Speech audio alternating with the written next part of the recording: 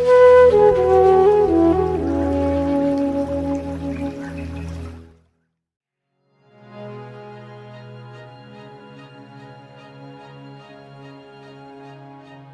Arundhati Subramaniam, and I'm here primarily because I enjoy asking questions, and I hope to do more of that this afternoon. I thought I'd just start with a very basic question, a simple question. It's a question that I'm often asked at poetry readings, at poetry workshops, poetry being primarily what I practice. And the question is, what is a good poem? And the answer really is, if the poem is a form of verbal design or verbal choreography, what is design? And is beauty implicit in that notion? If so, what is beauty to you? Good afternoon. Good afternoon, Sadhguru. Many things have been written about beauty, but I've always felt that beauty actually stems from acceptance of yourself and your comfort levels. And the moment you are comfortable about who you are, you just feel beautiful.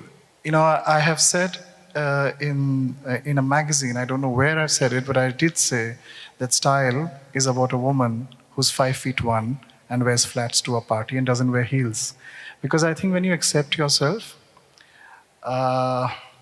your confidence level attracts other people to you. And that is what probably true beauty is. And what is beauty for a man? Is there a larger definition here? Just being comfortable in your... I think it's comfort, because you see what happens with all of us in today's world. I'll give you a small example. You know, I was at your dome, I was doing silent meditation. And for 15 minutes, I know I don't practice yoga, and I've not really been very kind to my body as well, because of the pressures of the job. But you know, for 15 minutes when I was sitting there till the bell rang, it was probably the 15 minutes that I've spent with myself in a very, very long time. And I think most of us don't feel beautiful, which is one of the, because we don't listen to ourselves, which is one of the reasons we always have to use clothing, brands, fashion as a security blanket to feel good, without even knowing if it's really doing anything to us. In the contrary, it actually starts disrobing us from our confidence.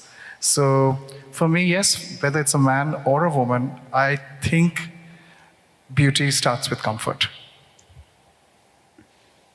Sadhguru, what is beauty?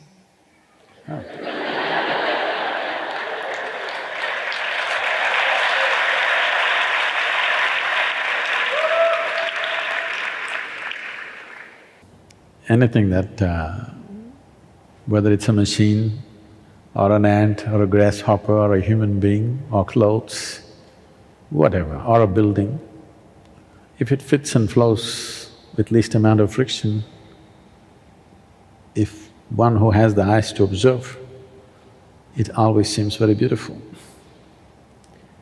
I don't know how many people notice this. Right from my childhood, I spent a lot of time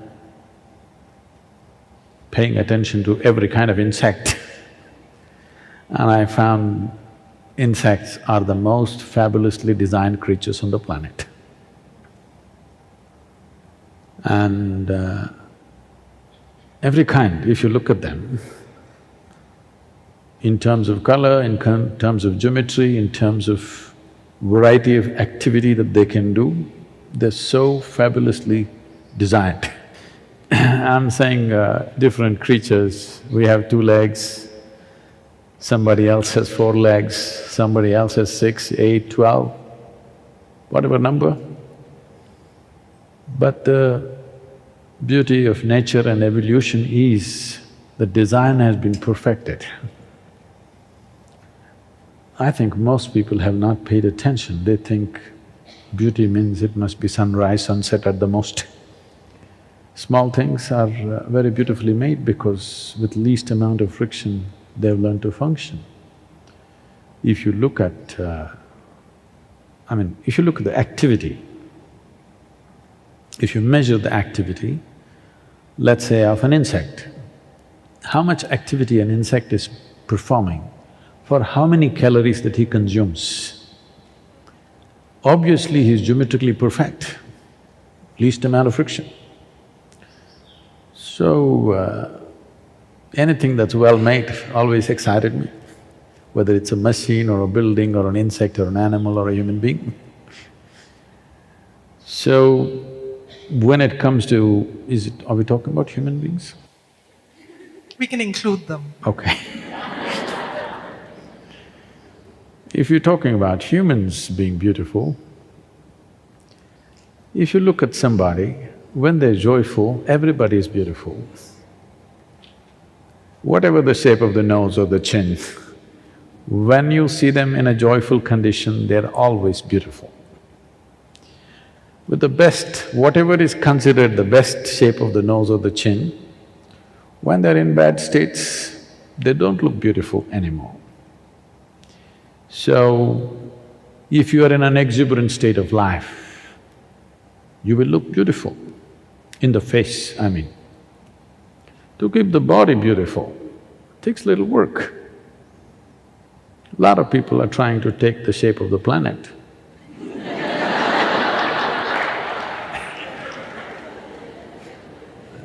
No, I'm not saying in an insulting way, I'm saying…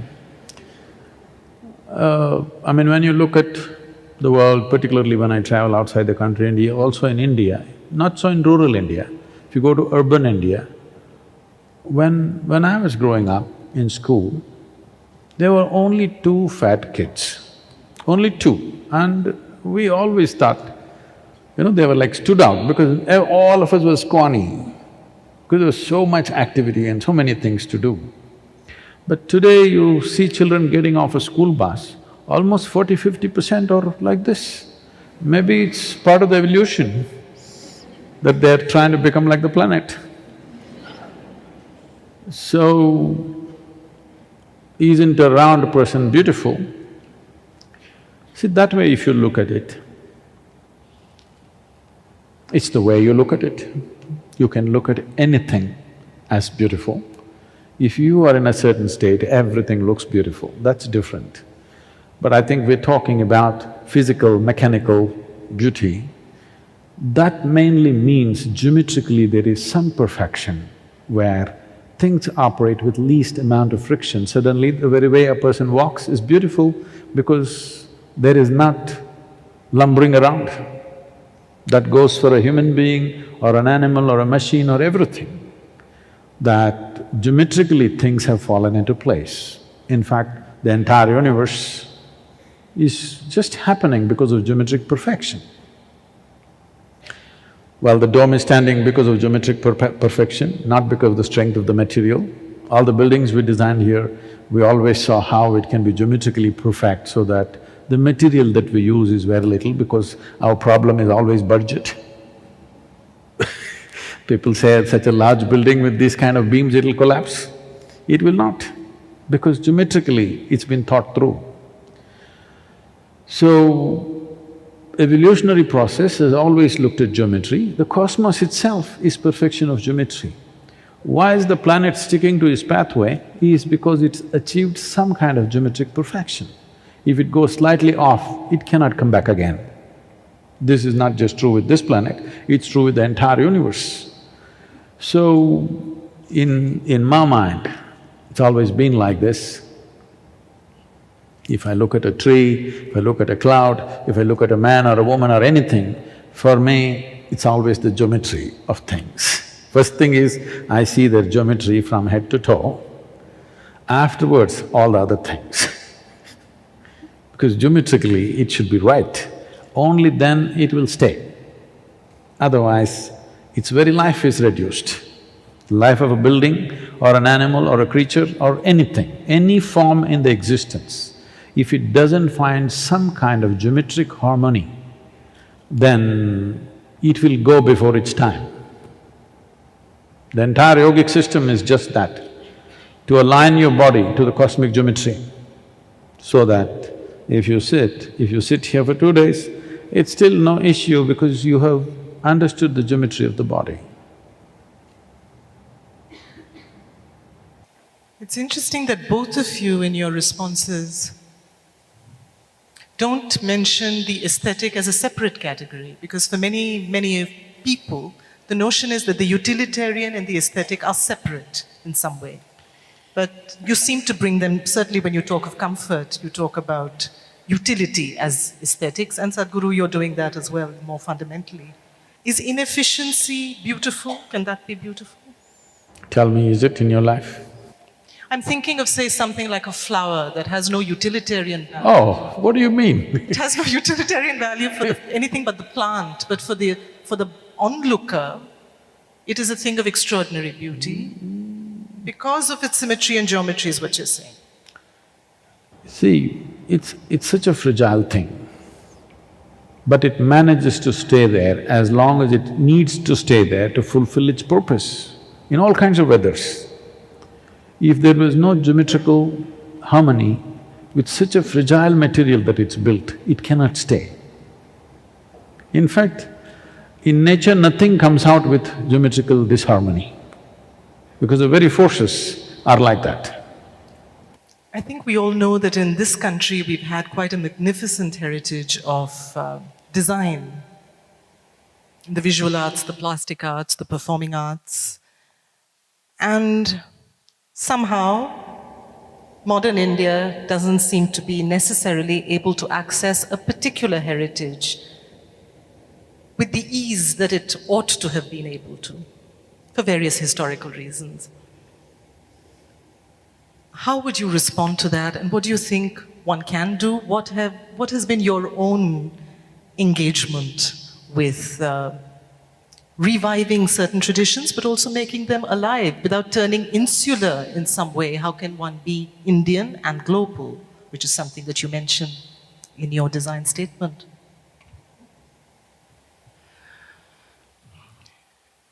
You know, when you are a student and you wish to become an entrepreneur, and I come from a background where my father was a chemical engineer, and everybody from my mother's side of the family were doctors. So I was the black sheep because in Calcutta, where I started, there was no benchmarks of success in fashion. So I didn't really know what I was going to go to because I could not show a success story to my father because I came from middle class Calcutta where your parents decide for you what you need to do in your life as far as your education is concerned. So you could either be a doctor or an engineer, and if you were not good enough, you could only be a CA and nothing else.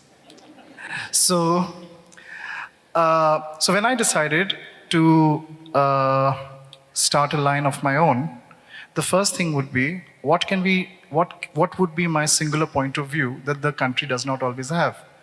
And when I was doing research, the first thing that came to me was color. Everybody in India was doing lavender and pale pink and lemon yellow, and here we had these beautiful colors from all over India, and especially from the south, which actually really flattered the skin tone that the country has.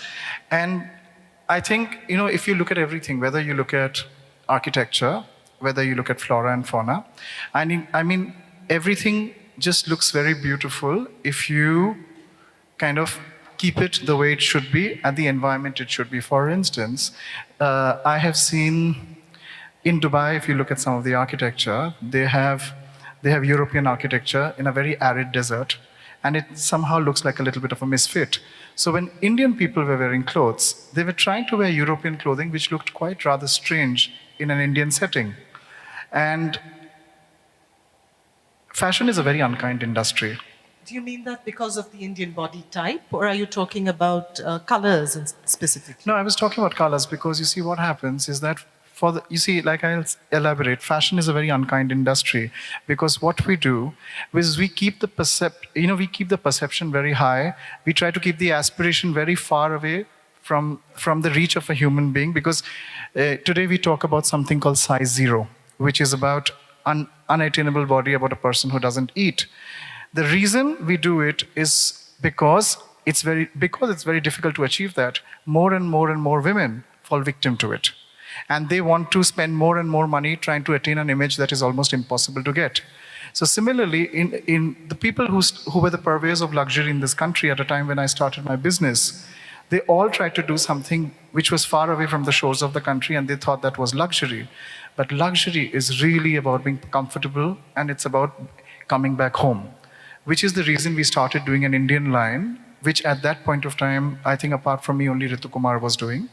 And many people have written many theories about my success, but all I can say is that I just used common sense.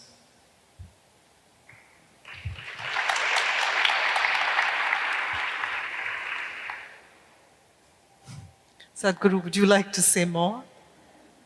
We're talking also about a whole Indian heritage that we are all heir to, but don't seem to find enough evidence of in our outside world. We seem to be reduced to a heap of ruined monuments and very besieged textile weavers. When it comes to textile, there is no other place on the planet which has as many weaves and as many ways of dyeing and preparing a cloth as this culture has. Though much of it has died due to neglect and intent, more than neglect, intent. The British wanted to destroy the textile industry in India because they had Manchester. At one time, Coimbatore was called the Manchester of India, unfortunately. They should have called it Coimbatore of UK, but because we've been growing cotton for thousands of years, and we've been making cloth and exporting to the known world for over 8,000 years. You go to Damascus, you can't go there anymore.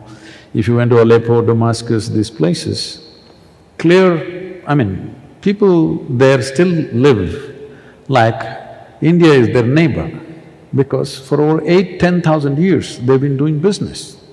And cloth and spice have been the main thing.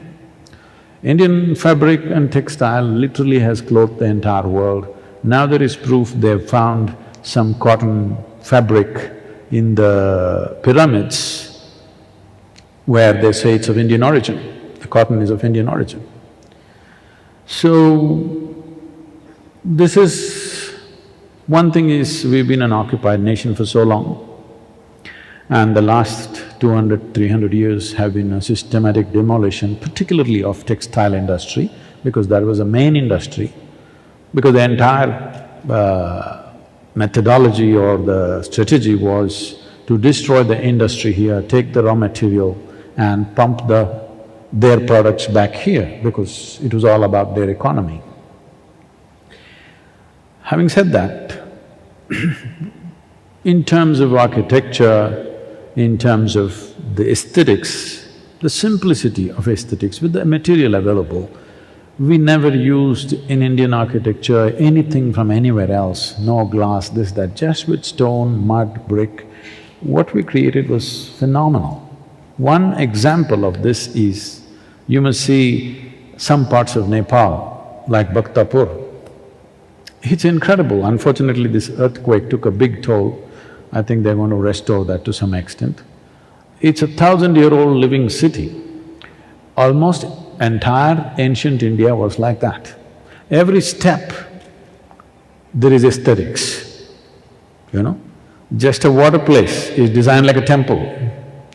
Every step that you take, you will not pass it without a small motif, something on the floor, something on the wall.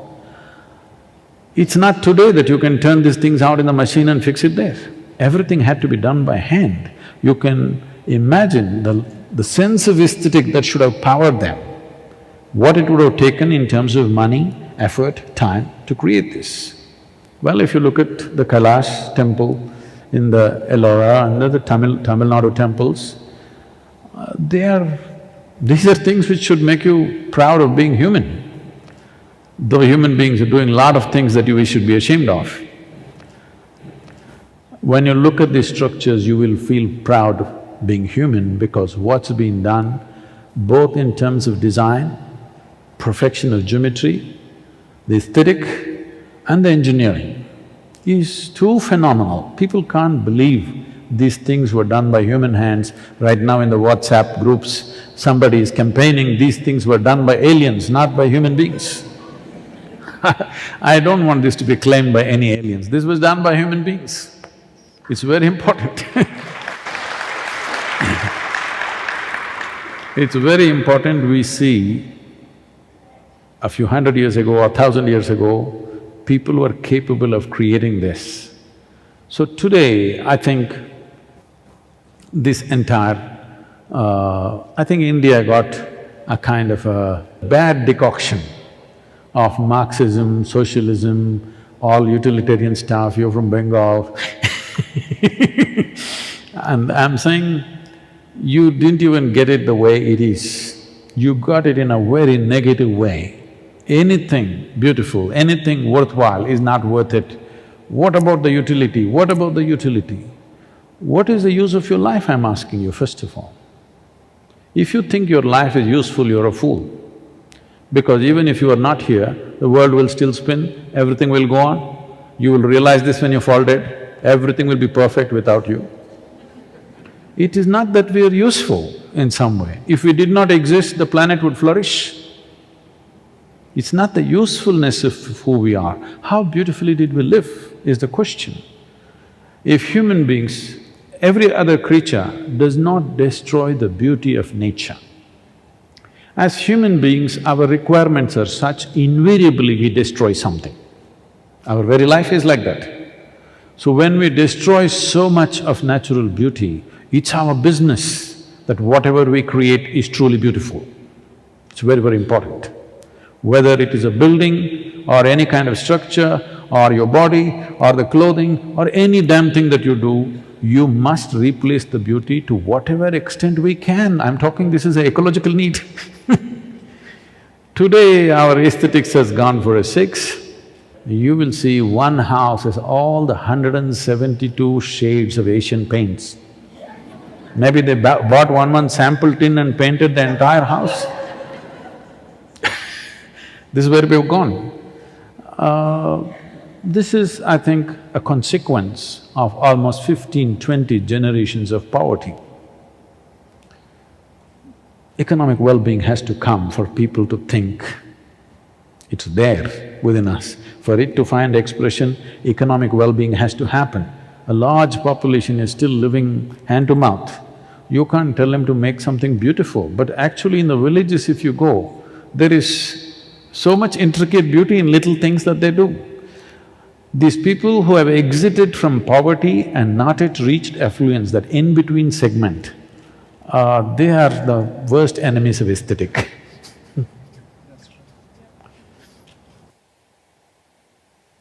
I'm wondering, Sabyasachi, whether you'd like to also talk a little about that, because you've talked about common sense, but clearly there's something like a creative common sense that you've worked with, because in order to create design, what does it really take? What have been the sources of inspiration for you?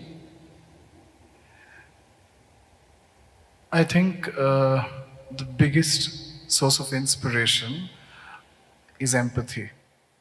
You see, and also a little bit of pride. Because when I look at India, I saw a Walt Disney film, which is one of my favorite films. I take a lot of inspiration from children's films that I see. There was a film called The Bug's Life. So there was a colony of ants and there was a colony of grasshoppers. The ants were about 1 million and there were only about 6 or 7 grasshoppers. And the ants used to systematically collect the food and take it to the anthill, and the grasshoppers used to come because they were larger in size, and by force of intimidation, take the food away from the from the ants. So one fine day, one of the baby grasshoppers told his father, a little aloud, that Papa, we are so little and the ants are so many. Why is it that we still manage to take their food away? The father said, keep quiet. The fact is that they still don't know that there are that many. The point with India is we have a lot, but what we have managed to submerge, probably because of the fact that we've been ruled for such a long time, is the fact that we've lost our spirit to acknowledge what is truly ours. Today I'll use, as an example, let's use Bollywood as an example. Bollywood… First, That word itself is bad. Absolutely, sir. Let's say Bollywood is an example that, it shapes the way the country dresses. Yet every time an actress or an actor goes outside the country to receive a major award, they're always wearing Western clothing. And I've always said that luxury has to be created from a point of leadership and not subjugation. So when you're going to the West and wearing something that is theirs, you can never really make a statement because you're only looked upon as someone weaker than them. Similarly, I think when you start taking pride in your heritage, automatically the entire country, the way we look at ourselves, and everything will change. I think that if India just took a little more pride in being Indian, we would truly be a fantastic nation, and we would easily, in terms of aesthetic,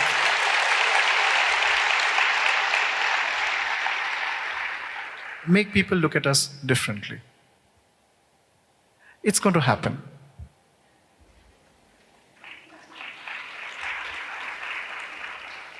Normally, any room I enter, women are a little better, but among the men, I am the only Indian left.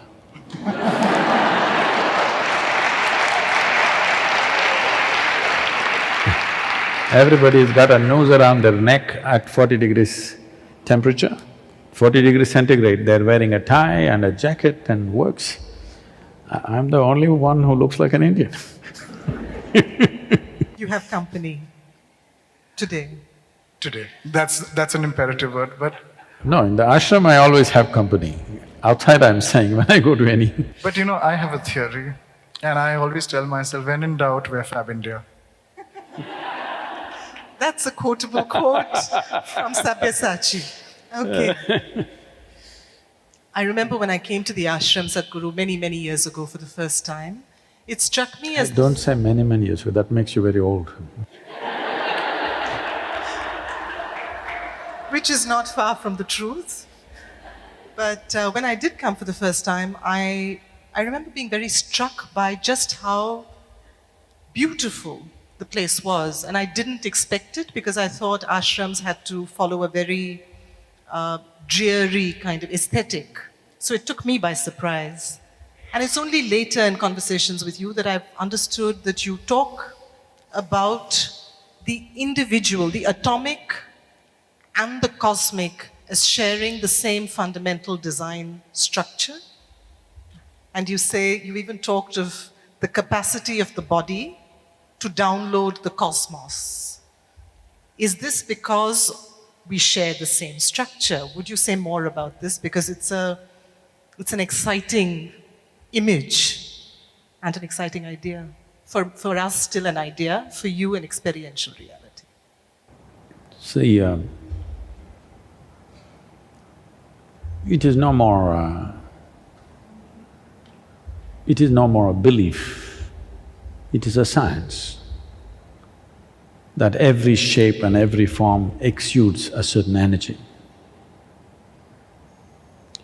So the yogic geometry and the Indian way of life recognize this immensely. When they set a temple, the most important thing is the rules is all about geometry, not about devotion, not about prayer, but about geometry. The Agama Shastra is never telling you how to pray to God. It is only telling you how the geometry should be perfect if you need to experience something there. So, the spaces, the volumes and the shapes and the way they are, depending on how it is shaped, in some way it also shapes you. So when you're creating a place for self-transformation and you have no heaven to send them to,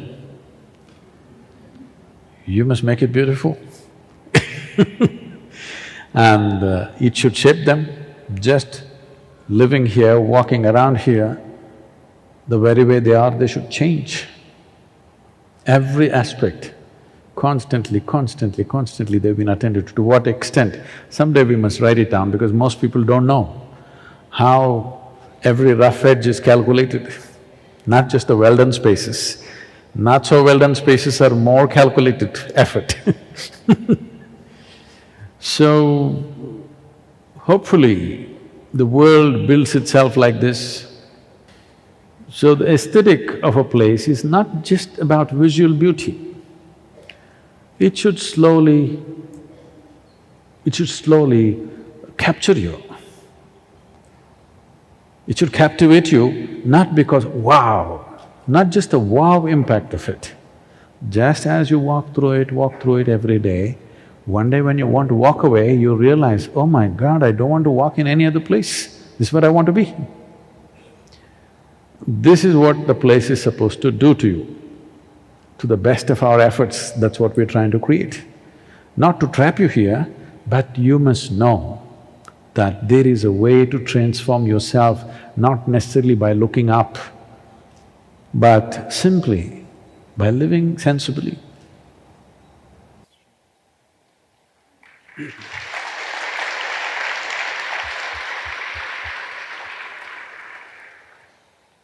And by extension, does that mean Hatha Yoga is then the means of working with the body as a mode of becoming receptive to the ultimate? See, those who have not tried Hatha Yoga, if they attempt it, they will know the problems of geometry.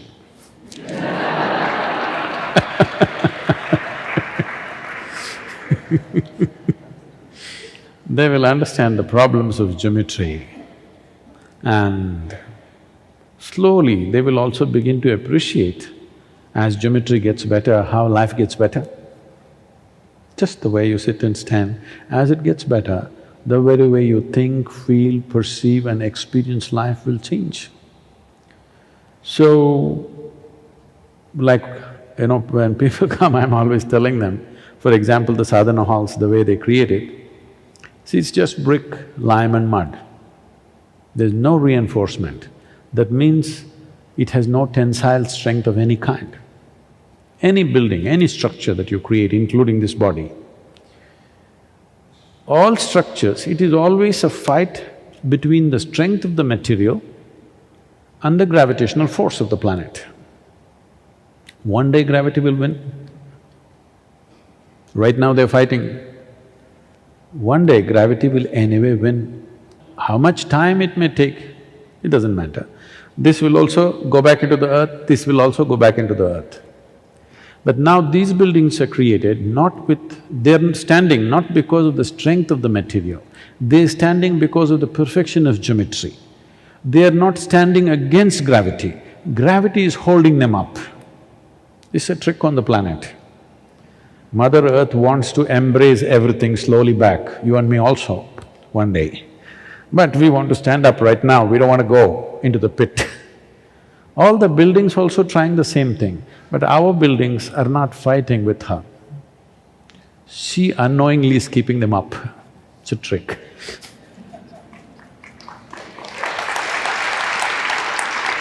In a way, Hatha Yoga means that you get your geometry in such a way, the very nature is supporting you, not pulling you down. You've talked, I remember when I introduced you, I was struck by that. You've talked of imperfection as a very integral part of your design. Would you say more about that?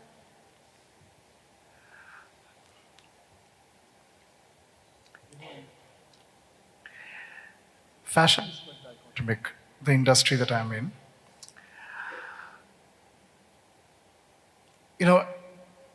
At one time, we talk about individuality, and on the reverse, we also talk about mass production. So, we show an image through advertising to a man or a woman, whoever is a consumer of luxury or fashion, that if you wear this, you're going to stand out. But we also make 10 million pieces of it and manage to put a limited edition tag on it as well. So… Hoping they won't meet. hoping they won't meet. Sir, I've also been a victim of that many times. I don't go to weddings anymore because I actually design for Indian weddings because I'm petrified that 3 women would be wearing the same outfit. But having said that, you see, I've always said that India can produce something that China cannot. What India can give to you is individuality, because when you look at something that's created by hand, somewhere in the West, some quality control person is going to reject it by saying, this is different from that. But that is the true spirit of luxury, that things should be different from each other. And only things that are made by hand can create, even if it's a very small differentiation, but can create a unique product for a single person. It cannot be manufactured out of a machine anymore. Coming to imperfection, you should stop trimming your beard.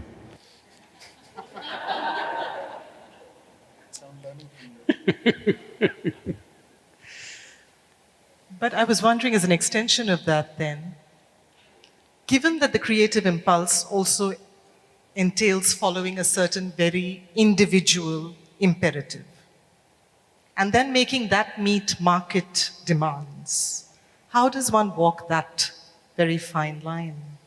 For an entrepreneur, it's a little bit of a challenge.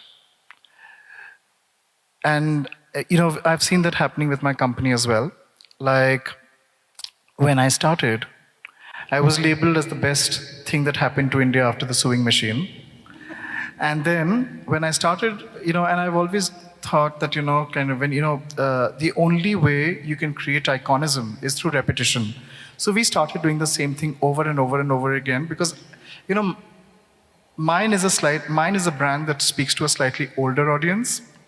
So a woman who's probably gone through piercings and colored hair and everything, by the time she's 35 and she knows what she wants to wear and what she probably plans to continue it for a very long time, that's the woman who shops with us. So the press keeps telling us same old, same old, same old. So for something that I was celebrated for, I soon started being criticized for it. And a lot of people moved away from the brand, but we stayed true to who we are. And then slowly and eventually people started coming back. I think that, when you are an entrepreneur, no amount of balance sheets or future projections can really tell you what's going to work, what's not going to work. It's your belief and your instinct. And if you have a belief system that's very strong, commerce will automatically follow. And I think when you are doing a brand which has a certain aesthetic, it is very, very important to stay true to your belief system, irrespective of how people perceive you, but eventually you win at the end.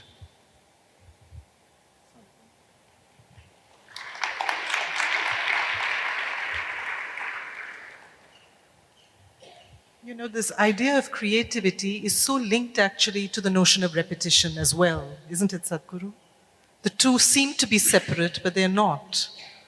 They seem to also go together.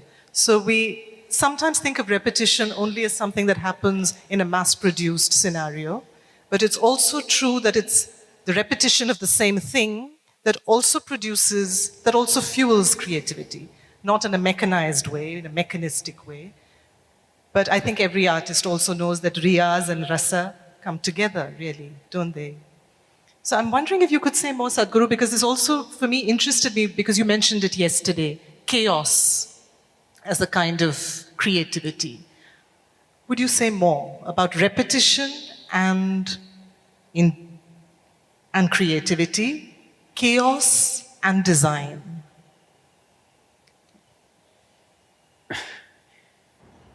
We just have to look at the human beings. There's nobody here who has horns, nobody here who has an extra arm, or nobody here having 3 eyes. But everything same, but everything different. This is creativity. We've a little overdone it in the country, that's different, but tell me, everybody, if you have to describe them, what do they have? A very simple description. Everybody, 2 legs, 2 hands, 1 nose, 2 eyes, same stuff, everything. but just see each one a unique happening in every way. So, this is the nature of the creation. And nobody, no human being should imagine ever that we are creating something. In some way, knowingly or unknowingly, from the impressions we have taken in, we're just reproducing it. Nobody really can create anything here. Just you create anything you want, any form you want, any color you want. I will show you somewhere in nature, it's already there. A whole lot of it may be finding unconscious expression. You've taken in so many things, not all of it consciously. These forms and colors and shapes, many things are there in your mind, which may come out. In a way, you create anything. You create a piece of jewelry, a building, a clothing, whatever. I will show you somewhere in nature, it's all there. So, I don't really… when you were saying ashram was beautiful, I was about to say, I didn't make the mountains at least, because that's what makes the ashram really beautiful. That's the most beautiful part of the ashram. But it's like… it's setting a background that most people may not notice it. It's like once it happened, Shankaran Pillai came to Hatha Yoga Center and he wanted a room with a view. So we gave an appropriate room which was Dorish's room in the Chitra block. Then he complained, saying that I wanted a room with a view. We said, this is the room which has the best view. He said, the goddamn mountains are in the way. So, this is what has happened to a lot of human beings. They are not seeing things as they are. They have ideas. If you want to make something beautiful, the first thing is you shouldn't have any idea. I know you are an idea person, that's why I'm telling you. I'm saying, an idea means it need not necessarily have anything to do with reality. An idea means it's possible, it is in concurrence with reality, or it may be completely out. So instead of having an idea, if you have perception, simply if you drink life all the time, you want to create something, you want to make something happen, it's all there with you. In terms of shapes, forms, colors, sounds, whatever, whether you want to create music, clothing, building, if you pay enough attention, it's just all there. May I add something to that, sir? You know, when I was very young, like I said to you, that, as a young entrepreneur who wanted to make a mark in the design industry, I wanted to do something that did not exist or wasn't there, my own design ego, as I would call it. I see the same thing happening in architecture, in a city, where everybody comes and leaves his mark behind. Nobody really preserves and restores. So as the brand is getting older, I'm going to use an example. Today, Benares is in focus because the political winds have changed. Now everybody's talking about revival of Benares. Benares really doesn't need to be revived. It just needs to be restored. Many designers, without understanding the ethos of what Benares is running to Benares and making collections in Benares. Some people are just making Kanjivaram saris in Benares because it happens to be a cheap weaving hub. So when my design company goes there, I just tell them, listen, the people of Benares have been designing for hundreds of years. They are the masters. We are just the people, we are the medium who will take their design and send it to the market. We are just supposed to restore their market back for them through advertising, through marketing. I said, do not interfere. Because, if every one of us wants to leave our own mark in the planet, then it really becomes very confusing. Design becomes very confusing. And while we talk about the democracy of design, it is also very, very important to preserve design. So I think many of us in India should take the initiative of just preserving what we already have and what is beautiful and making people conscious and educate them about that reality. Because at the end of the day, appreciation of beauty is very subjective. If we can just, through education, preserve what is really beautiful, we don't need to design anymore. Those Those who leave footprints or very eager to leave footprints will never fly.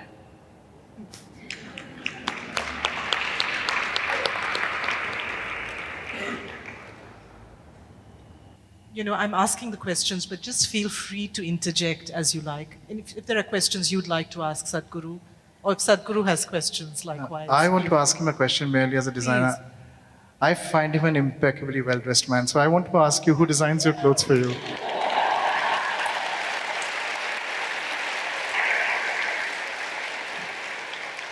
No, honestly, I call him the Indian dandy because Indian men have forgotten to dress. And you know, he's an example of how Indian men should dress.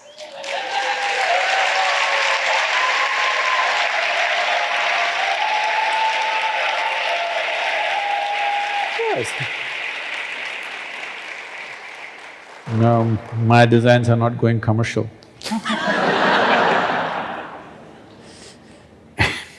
I don't want to walk into a conference or a hall where I speak and everybody is dressed like me.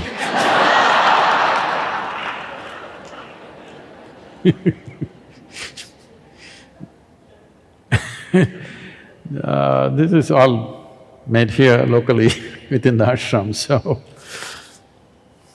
You know, to the public eye, our roles have been actually reversed. Right. Today you're looking like an ashramite, I'm looking…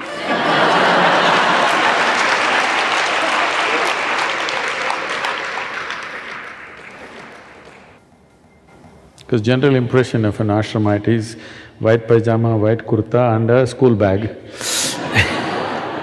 He looks ready for Sabyasachi.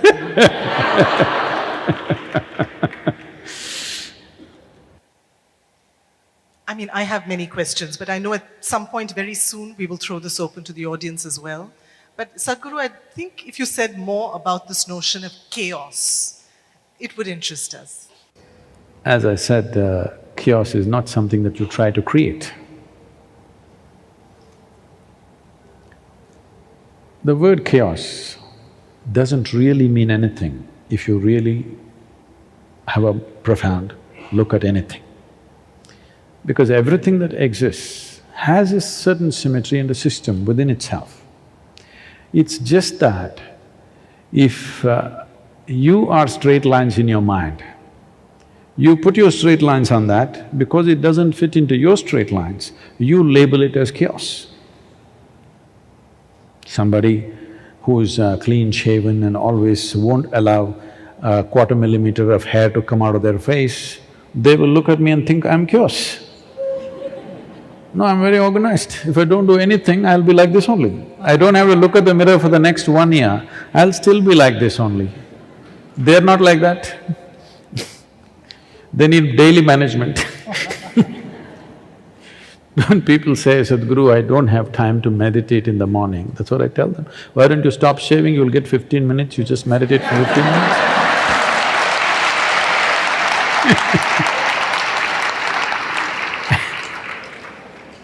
That's how I get to meditate.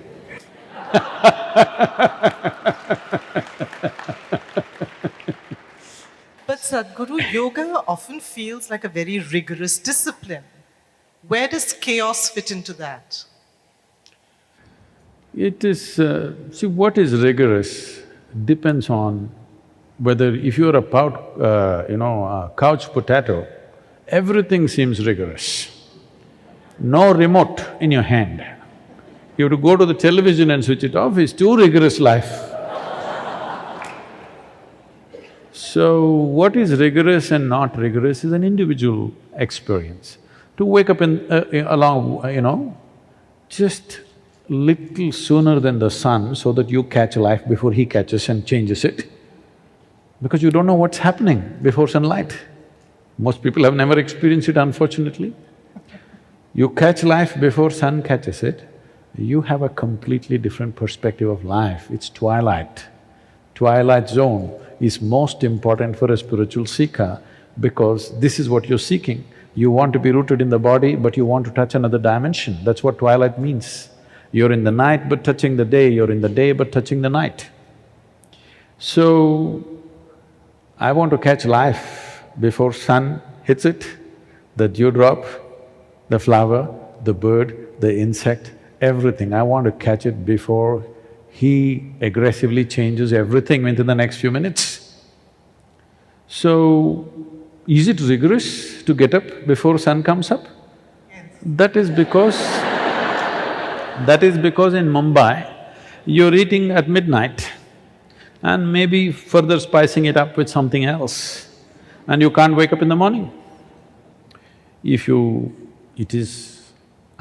because today there is no health sciences, okay? There is only medicine. Entire thing is designed so that the second largest industry on the planet, which is for pharmaceuticals, can sell. Well, nobody is studying health, they're studying medicine, right? They're just agents of industry. It's all economy must be up. It doesn't matter what it costs you in terms of life, but economy should be up. People are advertising for the first time, why don't you come and have a surgery with us? Did you ever see an ad for surgery? I think it's time the undertakers also advertise. You know why just it's all right, somebody advertises his clothing, somebody advertises something else. If we have crematoriums, suppose I send an ad to you every day on your phone, please come and make use of our crematorium.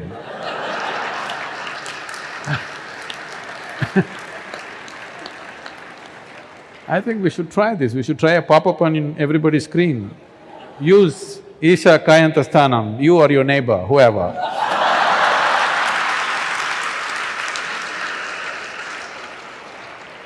There's a very famous undertaker in Mumbai, who has this big signpost saying, when you drop dead, drop it. So there are people advertising it madly.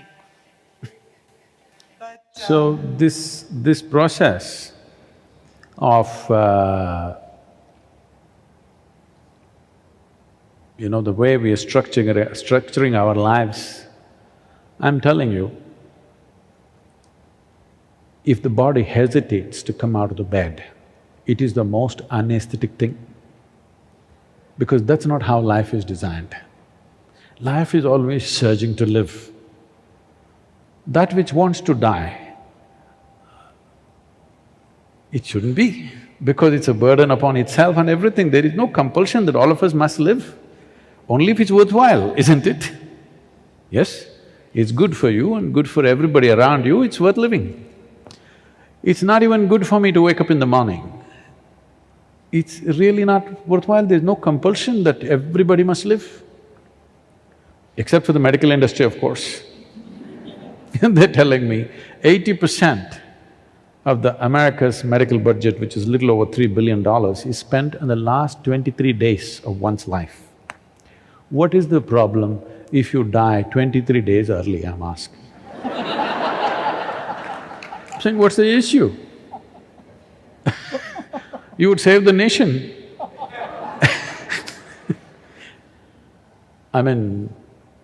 It's a healthcare bill which is sinking the nation. It's a healthcare bill which could make the entire world happen better if you use it properly. See, these are the three industries right now. The health, right now they're calling it healthcare, actually it's pharmaceuticals. Pharmaceuticals is on par with food industry, you understand? It's $7.4 trillion, both of them. It's on par with food industry, that means we're eating as much medicine as we're eating food. That's because we just don't understand that life is just a cycle. We write in our biology books, life cycles, but we don't seem to understand ours is also a life cycle.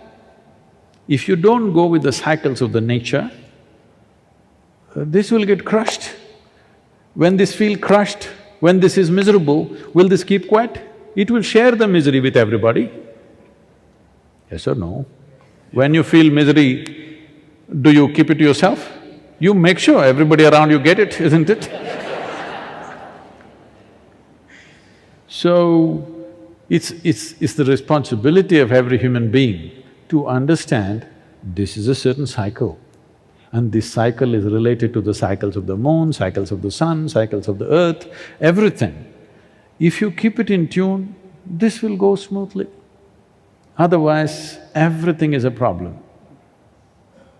Tell me one thing that's not a problem for human beings. These days it's a fashion that adolescence, serious problem. I don't know, we never had any problem. Maybe others had problems, we never had any problems. Middle age, crisis. Old age, tragedy. What is good, I'm asking? So, naturally undertakers must advertise. When they're advertising surgeries, when they're advertising, come admit yourself in our hospital, it's time undertakers also advertise. Do it in Isha crematorium.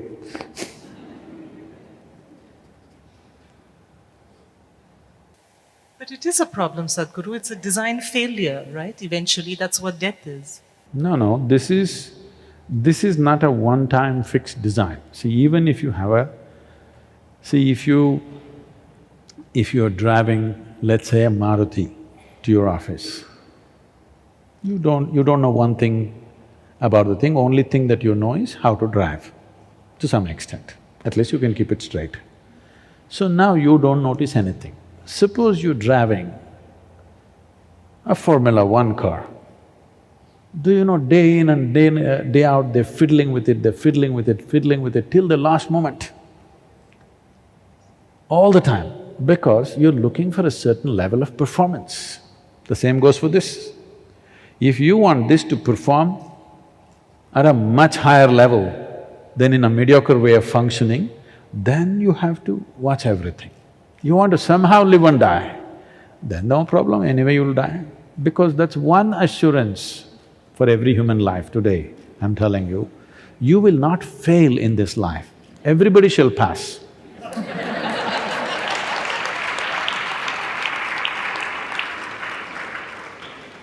There is no fear of failure. Anyway you shall pass. So the question is only how beautifully and how gracefully you passed or how miserably you passed.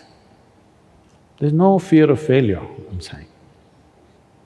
Such a compassionate life. We pass because we collectively fail. I mean, it's because this design fails eventually. Who is we? You including me? Perhaps not, the rest of us. Why? Why is he including all of you? Only writers from Mumbai. We die. What about that, Sadhguru? Huh? That is an essential failure of design. No, it's a cycle. Sunset, is it a failure of the sun?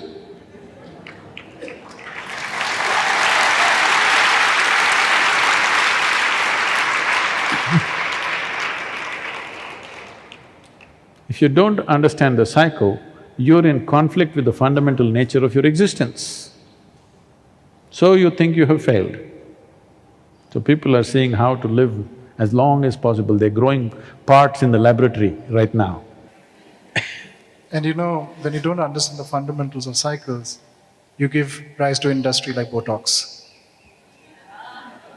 You know, I must tell you this. I was in Los Angeles, my first class in Los Angeles, about 150, 160 people are there. I just look around. Lot of ladies look all the same. They're not sisters, they have the same doctor.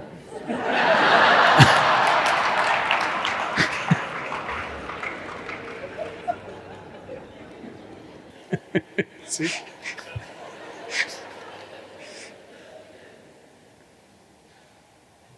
I had a question, but I've forgotten. Diverted by Botox. No, in fact, my question was for you. We've been talking, Sadhguru has a book that's coming out soon in the US. And in the process of making that, some of the conversations that we've had have been about perceptions of yoga in the West. And I wondered what perceptions are of Indian design and fashion in the West. Is it still just the exotic, element, or is there more? Is it being taken more seriously than that? Well, how you sell India is the way the West is going to perceive it. And unfortunately, for the longest time, we have sold it as a land of elephants, camels, snake charmers, and exotic kings and queens. So, even today, if you look at fashion, Indian fashion in a Western context, they have, they talk about only three things. They say, are you a Maharaja or a Maharani, or are you a Bollywood dancer? That's all they think of Indian fashion. Now this Bollywood, you must drop that That's word. the words. Because Hollywood is a place. What the hell is Bollywood? That is what I call cheap imitation. All of you people in Mumbai should stop using that word, Absolutely. please. So there's a Tollywood also in Tollygunge in Calcutta. There is Collywood, Tollywood, Mollywood, all kinds of stuff. Okay, I'm saying this is the worst form of slavery. Absolutely. And now that you're here, this is something that we are trying to… wherever I am, I'm trying to put it across to people. You must take it up as a campaign. I'm trying to tell everybody, at least those who can… everybody can do this. At least 10% of your wardrobe is Indian and handmade. At least 10% is handmade and there's some aesthetic to it. Even if it's you just at least with khadi, if you can't wear designer clothes, it's not a question of cost. Sir, in fact, you've touched a very strong chord because, I was at a conference with CII and I said that, if everybody, like today, I'll give you, I'm going to speak a little elaborately about it because it's something which is, you've touched a very raw nerve. Do you know if a woman is getting molested on the road, people watch. If something wrong is happening somewhere, people watch. Very, very few people actually act upon it. They don't act upon it, and the reason, the culprit for it, I think by large, is clothing. Because what clothing does, it creates a very strong visual identity. So when you come to any street in India, you don't know where you are because you could be geographically, just by visual way of how people are dressed, you could be anywhere in the world. But what clothing is supposed to do is also create community building. So if everybody in India started wearing clothing, like for instance, I had said to the Planning Commission of India through CII that if every corporate in the country could probably declare Friday as Indian Dressing Day, just imagine out of Victoria Terminus at 9 o'clock in the morning, thousands of people would come wearing saris, salwar kameez, kurta churidars with bindis, gajras. Not only would it also help you at grassroots level to kind of really reboost the economy, it would also help you to kind of, a lot of weavers, children who would otherwise go to other professions would stay back on the trade. And dare a man misbehave with a woman on the streets of anywhere in India, everybody would raise their voice because we would all think that we are united. Clothing plays a very important role in community building, and if every Indian consciously started wearing Indian clothing, this would be a completely remarkable country.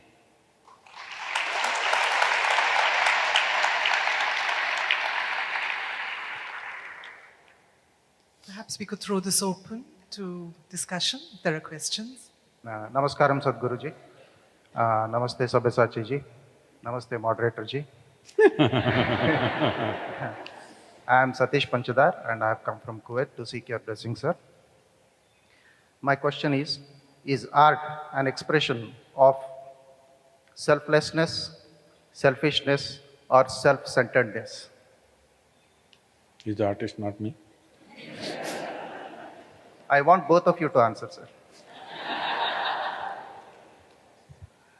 All I can say is art can only survive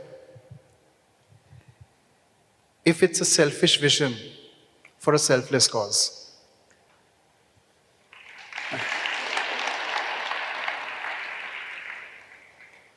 Oh. Sadhguru? I can disagree with you.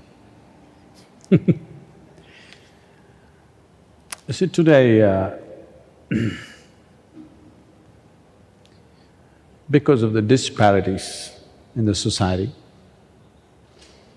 we are raising a pitch of service, sacrifice, compassion, all these things. These are all of no value to you if everybody was doing good. They're of no value between equal people. Only when somebody is down, fallen, it's important. Recently we were doing a program in Nagaur. This young girl says, what kind of world you want? I want a compassionate world. Then I ask her, see, you're still young, but one day when you get married, your husband, you want him to be compassionate or passionate? No, she wants her husband to be passionate, but to others you want to dispense compassion. Why the hell do you want to do something to somebody that you don't want? Because we've gotten used to this kind of stuff all the time going on, how to do good to somebody. Let us look at this. Most people don't want you to do anything nice to them. All they expect is that you treat them just the same as yourself, the same dignity and the same value. I'm compassionate to you. For who is it valuable? Only for the sick and the dying. It is valuable. For a man who is standing on his feet, somebody's compassion is an insult. I'm asking all of you, if you have to get a job, or let's say you want to get married, do you want to be married because somebody is compassionate to you?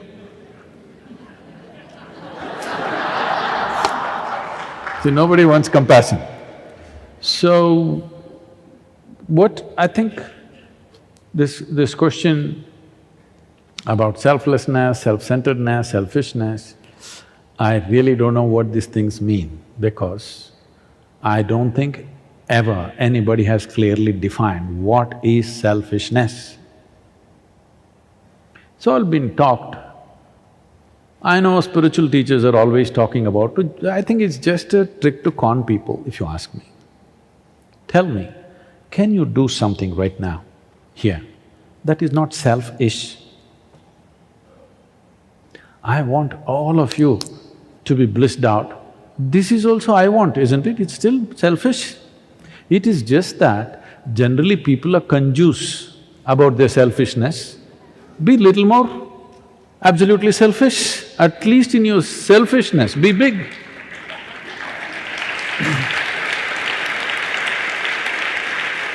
Right now the problem is people are stingy about their selfishness.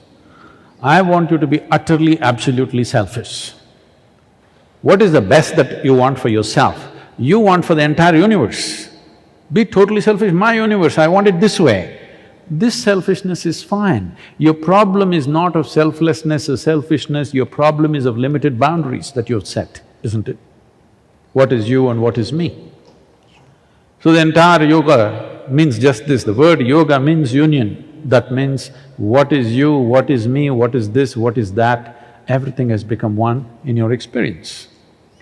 Coming to creativity, if something beautiful has to come out of a human being, I think the most important thing is a certain sense of abandon, that who you are has been forgotten for a moment. That's when you sing beautifully, that's when you dance beautifully, that's when you paint beautifully, that's when you do something beautifully. To live with a sense of abandon. Today, because we've been overtaken by European siloed systems, we think systems and systems and systems all the time. The goddamn systems will work, but they will kill you in the end. If you learn to do something with abandon, it may not turn out the same way every time, but there is beauty to your action, not because of the result, simply for the action. If you have no sense of abandon in your life, everywhere the world is being infected with mindfulness right now, you will suffer it after some time, seriously. This country has always invested in how to be mindless in your activity, that your mind doesn't come in, that you just become a reflection of this creation. If your mirror is well polished, you become a reflection of the creator. Otherwise, at least a reflection of the creation. Right now your stupid mind is in everything and your mind full and your mind is full on top of it. All the time you're trying to leave a signature on everything. There is no creativity in leaving signatures. The greatest temples, the greatest pieces of architecture, nowhere they left their name, okay? Never in this country, never, because a man who leaves his name, it is like your parents produced you, you turned out quite cute, so they had it branded on your forehead. These are the two people who produced this baby.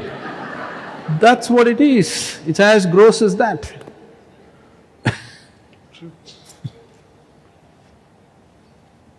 Namaskaram. Uh, my question is about art, mainly interior architecture, fashion design, or even a painting, and how people perceive or achieve that purpose in terms of describing a piece of art or a piece of work as good or bad. Whereas in art, we should always differentiate between a subjective and an objective criticism about art. For example, there is a study about a beautiful sketch of Leonardo da Vinci of an old man with all the wrinkles and things. And most of the people, they hated the painting because it was really true. So reality, appreciating this art is that the artist knew how to send you the message. And this also, I think, happens in fashion design or even in my field as an interior architect. Sometimes you have to give a statement in a certain topic or in a certain project. So most people receive it in a very subjective way. So what do you think, Sadhguru, how to differentiate or how people should differentiate between, okay, your neighbor then, between appreciating art or criticizing art from a very objective way? Thank you. Okay, I'm going to decode this a little bit with something that… Let's talk about fashion. We have enough in our wardrobe. Do we really need more clothes or handbags or shoes? We don't. But every time we go and stand in front of a store, we feel a blood rush when we see something very beautiful. You know, like they say in physics, that energy can't be created or destroyed. I also think that, you know, when you create something with true integrity, honesty, and a lot of love or devotion, that energy gets trapped within a product. And the receiver of it actually accepts it beautifully because it gets transmitted. And similarly, like, you know, like art, fashion, of course, there is going to be it is going to be subjective, but it's subjective also to the state of mind the consumer is in. So I really don't think that there is something called good or bad. It's really about how you perceive it. And if it's created with an honest intent, it can only be good. That's all I say about my work as well. If it's about clothing that you're talking about, I don't think you should criticize clothing. You just either buy it or don't buy it.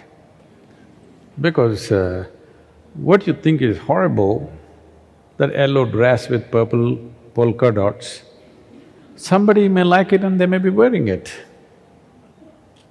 So, I really don't see this… I know art critic industry is almost the same size of the art industry unfortunately, because I suffered this, you know, in literature, for a novel, the same size critic is written. Who the hell wants to read a critic? But you are supposed to read it. Somebody writes a 300-page book and somebody else is writing a similar-sized critique about that book. I think that is just employment. Those who cannot create, criticize.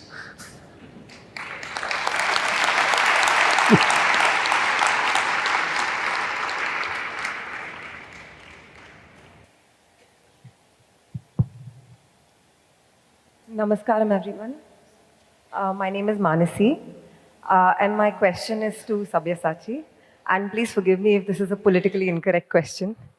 So all of us, a lot of us, I'm sure, like unique clothing and clothing that we won't be worried that we'll find somebody else wearing. But while your designs are great, and I'm a big fan of them, the truth also is that they're accessible to a limited set of people, being the Indian film industry, actors, actresses from the Indian film industry, and of course people who are privileged enough to afford them. So what are your views on possibly, I understand customized clothes, there's a lot of effort that goes through it, so there are reasons that can't be made mass and it shouldn't be. But what are your views on making them available to, say, more number of women who maybe like your designs but today can't think of wearing them? Thank you. I'm going to quote a very controversial woman. You can repeat the Fab India quote. Well, he asked me to repeat the Fab India quote, which says, "When in doubt, wear Fab India," which is what I'm wearing. But having said that, I'm going to quote a very controversial woman. Maybe the quote is not right, but it sounded something like this. Madonna was asked about why she's very controversial, and she answered that, "Would you like to read about a common housewife, or would you like to read about a whore?" So the thing is that, in fashion, there is something called a trickle-down theory, where you start something at the top and it trickles down to the bottom. And the whole society at large looks up rather than looking down. So what happens when you put something on the back of a Deepika Padukone, as I found today, a lot of my designs are actually, watered down versions of my designs are actually available at Big Bazaar and at 800 or 900 rupees. And the fact is that, ours is one of the highest copied brand in the country. And people get offended about the fact that they're copied, but I like the fact that we are producing something that's fueling and charging the economy, and lots of people are actually going back home with jobs. So my job is to create something beautiful and put it on the backs of people where a lot of million people will aspire. And I've always said that God is a communist. When you have a great idea, he'll make sure that he shares it with everybody. Thank you.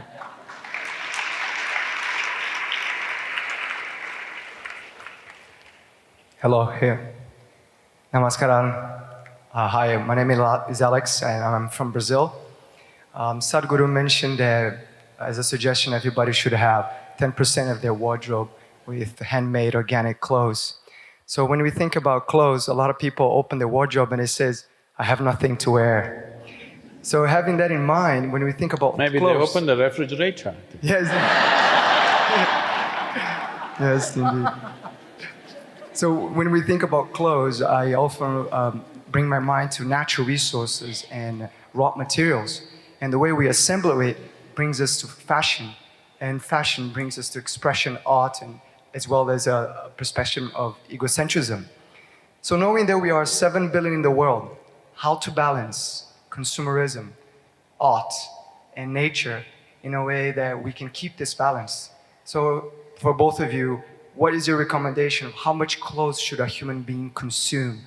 How much should we buy to keep this balance positive in a harmonious way with nature? Don't answer that, he's trying to destroy your market.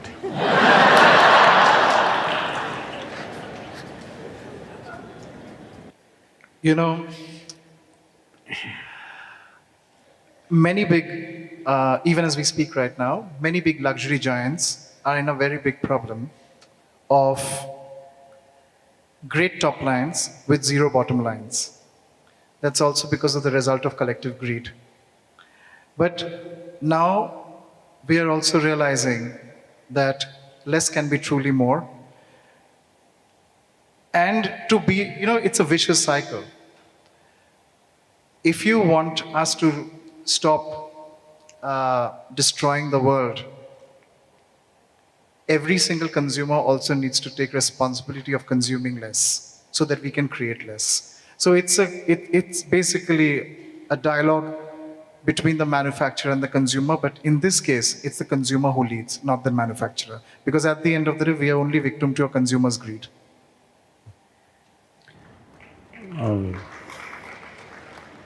One thing is, This is why when you say consuming, it means many things, all right? Food that you consume is not a problem because you can only retain some and rest has to go back to the earth. And if we wait long enough, the whole thing goes back to the earth. So that's okay, it's pretty efficiently recycled. Other things definitely have to be curtailed. Clothing, if we use organic clothing, for example, if you put this cloth into the earth today, in 15 days' time it'll become earth. So it's very important, the thread that you use is not sanforized, it's organic. So, if you just as much as leave it there, the termites will turn it into earth within a day. In this region, it doesn't take more than 2 days, 3 days for the clothing to be gone, okay, if you leave it on the ground. So, we are looking at this one way, but we are always thinking of consumption, how to curtail this. Essentially, you are trying to curtail human aspiration. You will never succeed. You never will succeed. There are people from California, they all they used to drive Prius, but now they're all driving Tesla. But they got 2 Ferraris parked and 1 big SUV, 8-liter engine SUV parked. And nobody is watching them, that's what they drive. Because you cannot contain human aspiration. Instead of containing or trying to contain human aspiration, one thing all the young people can do is, please contain the human population. Yes, because from the beginning of 20th century, as a world, we have multiplied nearly 5 times over. In India, from 1947 to now, from 33 crores, we've gone to 120. 4 times over in not even less than 70 years. This is a crime against nature, this is a crime against humanity, this is a crime against every life. Because without reducing the human footprint, all ecological talk is just fancy stuff, it's fashionable, that's all. It's not going to be a solution of any kind. It will not solve a single problem. So if you… Right now we are projecting by 2050, the United Nations says we could be something like 9.6 billion people. Why don't we consciously plan, we will be 4 billion people by 2050? If we don't do it consciously, nature will do it in its own way. In our experience, it'll be very cruel, but nature will do it anyway. Planet is not in peril, only human life will go through hell. So, instead of thinking how to make your skirts little skimpier to be ecologically friendly or instead of going for these kind of solutions, we as a humanity consciously should plan, this planet can take only this many people. Let them live whichever way they want, because what can a human being do? Only that much. It's the numbers which is destroying it. 4 times over in what has not happened in 1 billion years, we have done it in 100 years. So I'm sure undertakers will have to advertise. That's not the thing, we don't want anybody to die soon. The new life we can control, right? Definitely, human birth can be postponed. I'm not saying you don't have, it must be postponed at least. This doesn't happen consciously. The way it will happen is very cruel. Just to give an India example, in 1947, how much potable water we had? And today what we have is 18% of that. They're expecting by 2025, we will have 7% of potable water what we had in 1947. So, already I think Chennai people are having bath with a bottle. It'll spread to the entire country. Many towns and cities in Tamil Nadu and Andhra Pradesh, they get water once a week. Do you understand? What more signals do you want? I'm saying, what are you waiting for? You want your children to die of thirst? Till then you won't change? So, instead of making your clothes little smaller, we need to make the population little less. Isha has contributed big time. None of our couples are having children and many are brahmacharis. I think we must institute an award. All those women who are capable of bearing a child and refuse to do it, we must give them an award because their service to humanity is too big. It may not be understood today.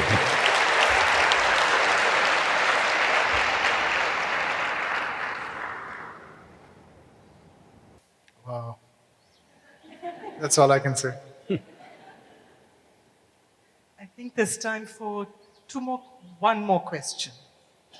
Two, please. Two hands does not mean two questions. It's about plastic surgery and yoga. So what I wanted to find,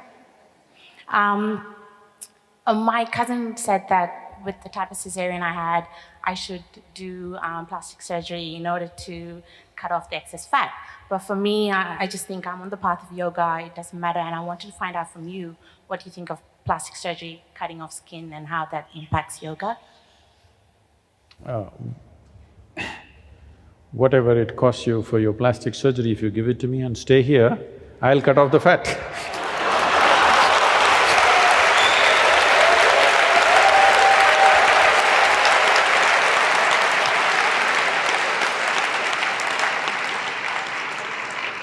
I'm very good at that. You see everybody in the ashram, I cut off all their fat, largely. Only a few have escaped.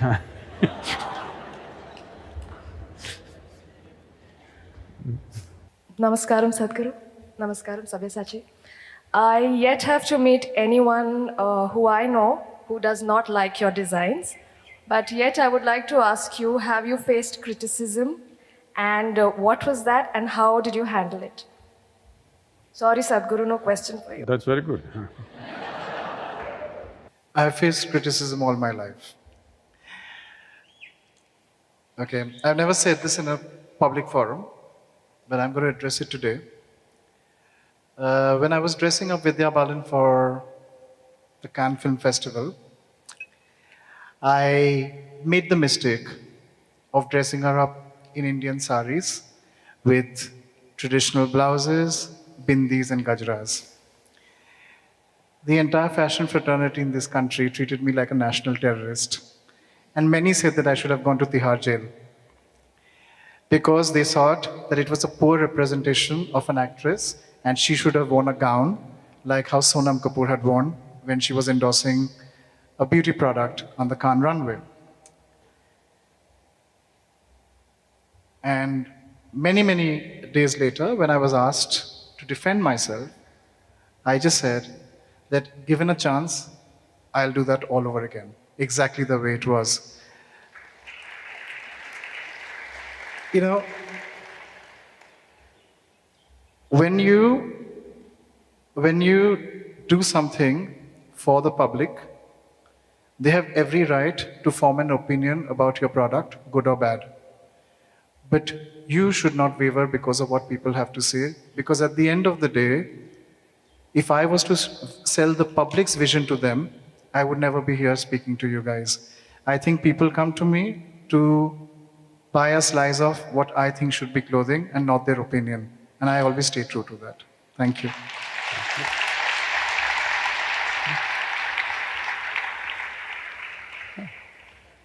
Namaskaram. So, have you heard of Lululemon? I'm from Canada, and in North America, have you heard of Lululemon, the yoga brand?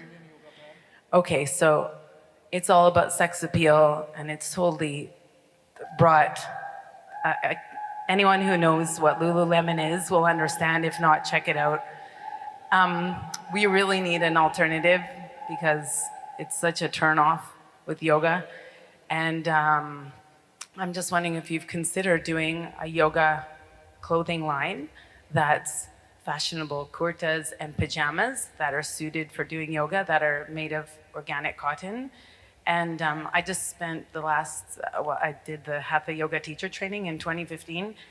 I would have never, ever considered doing yoga in a kurta and pajamas when I was at home. But now I can't do it in spandex and modal and tight fabrics anymore. And I totally understand why Sadhguru says about not doing yoga in tight clothing. And it's profound, the experience of it. And so I'm wondering if you can create that in North America, and that might be a way of... May I ask a question? Is yoga about looking good or feeling good? Can you answer that for me? Is it about... Is yoga is about feeling good or feeling looking good good? and creating balance. However, in North America, feeling good to a lot of women now is feeling like you have a tight buttocks, because the material is actually creating the form, and there's a whole culture around it that men in North America are saying Lululemons are the best creation ever, because, so you know what I mean? So then women are also dealing with the attention is fully on a girl's butt. There's no question, or the chest. I mean, you know, people are going to yoga with, it's, you know, it's a distraction for everyone. So I think for some people it's about looking good and trying to feel good from looking good. You know, we have a saying in Bengali which says, Upolokheche lokkho boro, which means that the core has to be more important than the periphery. Unfortunately, when it comes to yoga, I think the act of yoga is more important than the clothing that you do yoga in. It might help, it might be a catalyst, and personally I think that there are enough options available in the world in organic style, like a kurta pajama. One just doesn't need to better it. I think you can just find it. I don't need to contribute to that, because there are enough people making beautiful yoga wear. She's just trying to destroy my project. We are coming out with a yoga line, Isha.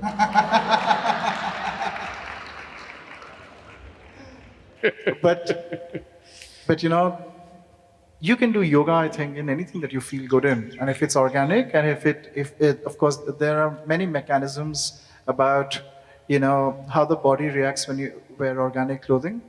And Don't say that you're talking about North America.